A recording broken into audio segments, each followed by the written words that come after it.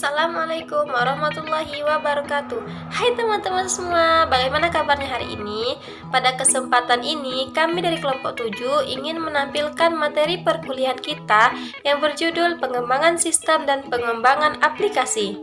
Selanjutnya, perkenalan dengan kelompok 7, ada saya sendiri, Lady Novitasari, NIM 1816040032, ada Radi Fadi Cilia dengan NIM 1816040020, ada Siti Fatimah dengan NIM 1816040036, dan terakhir ada Melia Gusni dengan NIM 1816040038 dengan dosen bimbingan yaitu Bu Sandra Ayu. Yang mana subbab pada saat ini ada dua, yaitu pengembangan sistem dan pengembangan aplikasi. Baiklah, langsung masuk ke pembahasan yuk teman-teman. Yang mana penjelasan pertama oleh saya sendiri ya. Baiklah, saya Lady Novitasari dengan NIM 1816040032 akan menjelaskan tentang pengembangan sistem informasi. Pertama, saya akan menjelaskan tentang metode SDLC atau System Development Life Cycle, yang mana metode ini keluar pertama kali. SDLC yaitu proses pembuatan dan pengubahan sistem serta model dan metodologi yang digunakan untuk mengembangkan sistem-sistem. Dalam SDLC memiliki tahapan. Yang pertama yaitu melakukan survei dan menilai kelayakan proyek pengembangan sistem. Tahap ini akan menentukan ruang lingkup proyek bagi pemakai dan memastikan tidak ada kesalahan. Yang kedua, mempelajari dan menganalisis sistem informasi yang sedang berjalan, mengetahui sebab dan kendala yang dihadapi. Hasil dari tahapan ini yaitu laporan yang mengungkapkan adanya berbagai permasalahan. Tahapan SDLC yang ketiga yaitu menentukan permintaan pemakai sistem informasi. Hal terpenting yaitu persetujuan dari pemakai sistem. Hasil tahapan ini yaitu laporan permintaan dan pemakai sistem akan dijadikan dasar pembuatan keputusan. Lalu tahapan yang selanjutnya yaitu memilih solusi yang baik. Hasil yang baik akan digunakan berdasarkan analisis permintaan pemakaian. Selanjutnya, menentukan perangkat keras dan lunak komputer. Setelah proposal pengembangan sistem disetujui, maka menentukan hardware dan software yang akan digunakan dan bagaimana cara mendapatkannya. Lalu selanjutnya itulah merancang sistem informasi baru, meliputi input, proses, output, bahan yang digunakan, metode, prosedur, serta pengendalian internal. Lalu mengkomunikasikan dan mengimplementasikan sistem informasi baru. Hasil penyusunan sistem adalah software komputer yang siap dipakai sesuai kebutuhan user, lalu dikenakan paket sistem untuk dioperasi. Lalu memelihara dan melakukan perbaikan sistem informasi baru. Lalu setelah dicoba, apabila terjadi kesalahan maka dilakukan perbaikan sistem. Selanjutnya pembahasan tentang tahap-tahap pengembangan sistem. Ada pertama, tahap perencanaan. Proses menentukan hal yang ingin dicapai serta menentukan berbagai tahapan yang diperlukan untuk mencapai tujuan.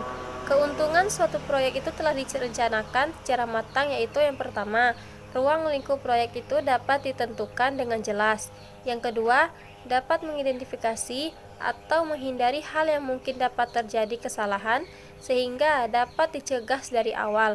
Yang ketiga, tersedia sarana pengendalian. Yang keempat, dapat mengatur urutan kegiatan sehingga semua tugas dapat terlaksana dengan baik sesuai dengan urutan dan sesuai dengan tugas yang lebih penting dahulu dilakukan.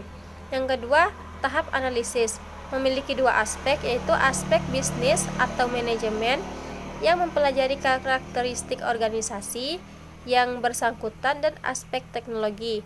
Tujuan aspek ini yaitu untuk mengetahui posisi atau peran teknologi informasi yang paling sesuai di organisasi dan mempelajari fungsi-fungsi manajemen terkait akan berpengaruh atau memiliki dampak terhadap proses desain, konstruksi, dan implementasi. Yang ketiga yaitu tahap perancangan atau desain. Tahap ini, tim teknologi informasi itu bekerja sama dengan tim bisnis melakukan perancangan komponen serta sistem terkait. Tim teknologi melakukan perancangan teknis dari teknologi informasi yang akan dibangun seperti sistem basis data, jaringan komputer, dan metode migrasi. Lalu tim teknologi dan bisnis bersama-sama bekerja perancangan terhadap komponen organisasi seperti yang akan berpengaruh atau memiliki dampak terhadap desain, konstruksi, dan implementasi. Manfaat dari tahapan ini yaitu mengetahui masalah apa sih yang harus ditangani, lalu mengetahui apa penyebab dan dampak permasalahan bagi organisasi, lalu mengetahui skenario pemecahan masalah dengan kemungkinan dampak risiko serta potensinya, dan tahu apa pilihan alternatif solusi yang akan direkomendasikan. Tahap yang keempat yaitu pembangunan atau konstruksi. Setelah dilakukan desain, lalu langkah selanjutnya itulah dibangun. Pada tahap ini terlihat sumber daya yang besar yang diperlukan terutama dalam penggunaan SDM, biaya, dan waktu. Pengendalian terhadap manajemen proyek diperketat agar proyek itu berjalan dengan berhasil dan tepat waktu. Lalu tahap terakhir yaitu diuji coba sebelum dikembangkan.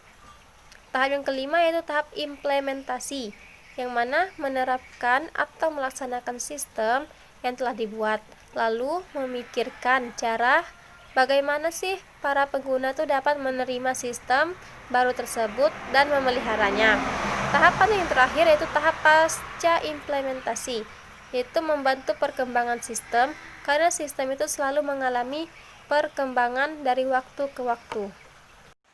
Itulah presentasi pertama yang dilakukan oleh saya sendiri.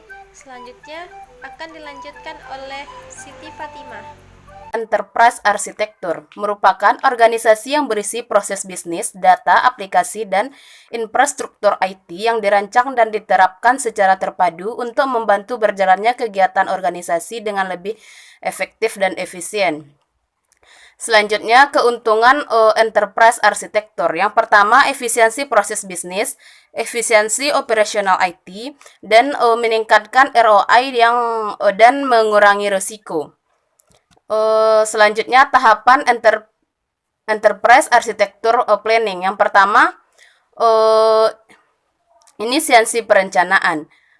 Dimulainya Enterprise Arsitektur Planning dengan menentukan ruang lingkup organisasi, menentukan siapa saja yang akan terlibat dalam pengembangannya dan melihat alat yang akan digunakan.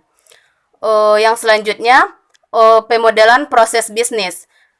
Melakukan pemodelan proses bisnis yang sedang berjalan berdasarkan data proses bisnis yang telah terjadi dalam organisasi. Selanjutnya, sistem saat ini dan teknologinya. Melakukan identifikasi aplikasi dan teknologi platform yang saat ini digunakan dalam organisasi berdasarkan data kebijakan teknologi informasi yang diambil dari organisasi. Selanjutnya, arsitektur data. Mengidentifikasi jenis data utama yang diperlukan untuk mendukung bisnis dari pemodelan proses bisnis. Selanjutnya, arsitektur aplikasi. Mengidentifikasi jenis-jenis aplikasi utama yang diperlukan untuk mengelola data-data yang telah diidentifikasikan oleh arsitektur data dan mendukung fungsi bisnis. Selanjutnya, arsitektur teknologi. Mengidentifikasi platform teknologi yang diperlukan oleh lingkungan aplikasi dan mendukung fungsi bisnis berdasarkan arsitektur aplikasi. Selanjutnya, perencanaan implementasi. Mendefinisikan urutan prioritas dan mengembangkan aplikasi dan menyediakan langkah-langkah dari aspek kebutuhan organisasi, biaya yang dikeluarkan, dan aktivitas proses bisnis organisasi yang berpindah menuju kondisi masa depan yang diinginkan berdasarkan aplikasi dan aplikasi dan teknologi. Materi tentang pengembangan sistem informasi sudah kami jelaskan semua. Lalu selanjutnya yaitu pengembangan aplikasi. Yang pertama akan dijelaskan oleh Melia Gusni. Nama saya Melia Gusni, NIM 1816040038. Saya akan melanjutkan menjelaskan makalah dari Saudari Fatimah, yang mana yaitu tentang pengembangan aplikasi. Aplikasi atau perangkat lunak adalah program komputer yang beroperasi pada sistem tertentu, yang diciptakan dan dikembangkan untuk melakukan perintah tertentu. Pengembangan aplikasi bisa juga disebut sebagai pengembangan software atau desain software. Jadi pengembangan aplikasi adalah serangkaian proses yang dilakukan dari saat pembuatan konsep aplikasi hingga aplikasi tersebut selesai dan siap untuk digunakan. Lalu, bagaimana proses pengembangan aplikasi? Yang pertama yaitu mengidentifikasi ide dan persyaratan aplikasi. Ketika ingin mengembangkan sebuah aplikasi, hal yang pertama dilakukan yaitu mengidentifikasi ide. Dengan adanya ide, pasti akan timbul permasalahan. Kemudian, dari adanya permasalahan tersebut, pasti diminta untuk menyelesaikan permasalahan tersebut. Ketika dalam mencari tahap solusi permasalahan, pasti ada uraian pemecahan masalah. Nah, dari situlah dapat menentukan kebutuhan apa dalam aplikasi yang hendak dibuat. Lalu persyaratannya yang pertama yaitu interview, yang kedua kuesioner, dan yang ketiga observasi. Proses pengembangan aplikasi yang kedua yaitu prototyping, tampilan antarmuka aplikasi. Maksudnya memiliki gambaran aplikasi yang akan dibuat. Untuk mempermudah mendesain, ada tools prototyping yang bisa membantu diantaranya yaitu Adobe Photoshop, Sketch, dan Graphic Design, sehingga mempermudah untuk membuat desain antarmuka ketika aplikasi ingin dikembangkan. Proses yang ketiga yaitu pengembangan dan pengujian aplikasi. Guna pengujian aplikasi ini yaitu agar dapat diterima dan tidak terdapat kesalahan lagi terhadap aplikasi yang telah dibuat. Proses yang keempat yaitu penerbitan aplikasi ke Play Store. Aplikasi yang telah dikembangkan dan sudah teruji dengan baik selanjutnya diterbitkan ke Play Store. Penerbitan ke Play Store juga memiliki syarat, diantaranya yaitu membayar 25 USD untuk seumur hidup dan mempersiapkan aplikasi yang telah memiliki status ditandatangani dengan kunci keamanan yang valid. Selanjutnya yaitu metode pengembangan aplikasi. Yang pertama, metode spiral. Metode spiral diterapkan pada pengembangan perangkat lunak yang berskala besar. Pada metode ini ada 5 langkah yang dilakukan. Yang pertama yaitu komunikasi. Pemilik proyek menyampaikan kebutuhan kepada pengembang perangkat lunak. Yang kedua, perencanaan dilakukan secara mendetail. Yang ketiga, analisis identifikasi berbagai kemungkinan yang bisa terjadi selama pengembangan. Yang keempat, pengembangan perangkat lunak mulai dijalankan. Yang kelima, setelah jadi akan mendapatkan evaluasi dari pelanggan. Selanjutnya yaitu metode RAD atau Rapid Application Development, yaitu metode yang menekankan pada tenggat waktu dan efisiensi biaya yang sesuai dengan kebutuhan. Metode pengembangan ini lebih singkat karena melibatkan pelanggan maupun pengembang dari awal hingga akhir proses pengembangan. Alur kerja pada metode ini ada 3. Yang pertama yaitu identifikasi, yang kedua melibatkan semua pihak, dan yang ketiga pengguna merasa puas. Metode yang ketiga yaitu metode agile. Agile adalah pelaksanaan proyek secara keseluruhan yang berskala besar.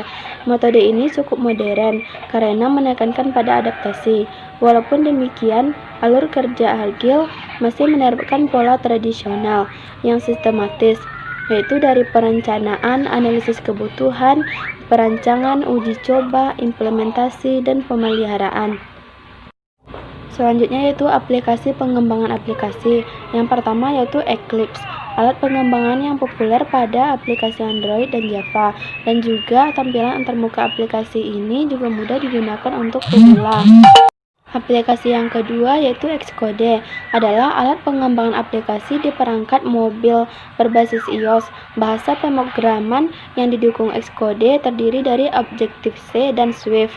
Alat pengembangan aplikasi ini juga bisa dijalankan di sistem operasi macOS. Aplikasi yang ketiga yaitu Bracket.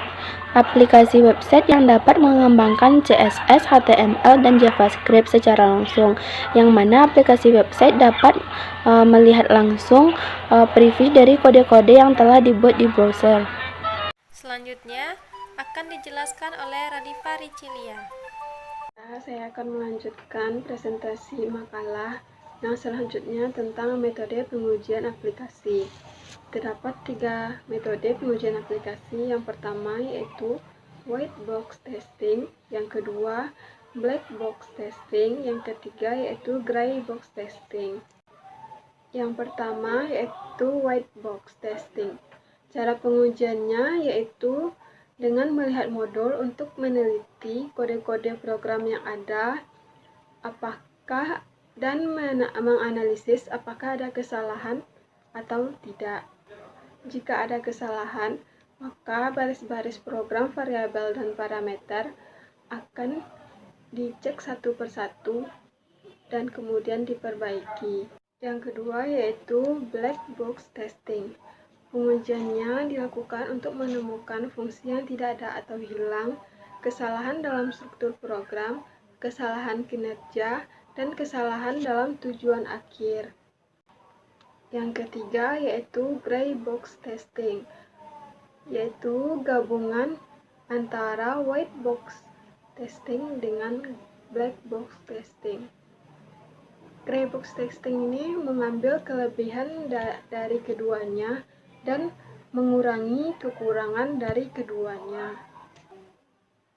Penghambat pengembangan aplikasi yang pertama yaitu file terlalu besar, yang kedua alur program rumit, yang ketiga tidak adanya komunikasi, yang keempat perangkat lunak dihack, yang kelima perangkat lunak sulit dipahami, yang keenam tidak ada dokumentasi sebelumnya, yang ketujuh pihak pengembangan kurang kooperatif, yang kedelapan koneksi internet kurang lancar. Strategi pengujian aplikasi. Yang pertama yaitu pengujian unit program. Pengujian difokuskan pada suatu unit terkecil dari suatu modul program. Dilaksanakan dengan menggunakan driver dan sub. Yang kedua, pengujian integrasi, yaitu pengujian terhadap unit-unit program yang saling berhubungan dengan fokus pada masalah interfacing. Yang ketiga, pengujian validasi. Dimulai jika pada tahap integrasi tidak ditemukan kesalahan. Yang keempat yaitu pengujian sistem. Pengujian sistem dilakukan pada sistem berbasis komputer. Yang pertama yaitu recovery testing, yang kedua security testing, dan yang ketiga stress testing. Baiklah, hanya itu yang dapat saya sampaikan. Terima kasih.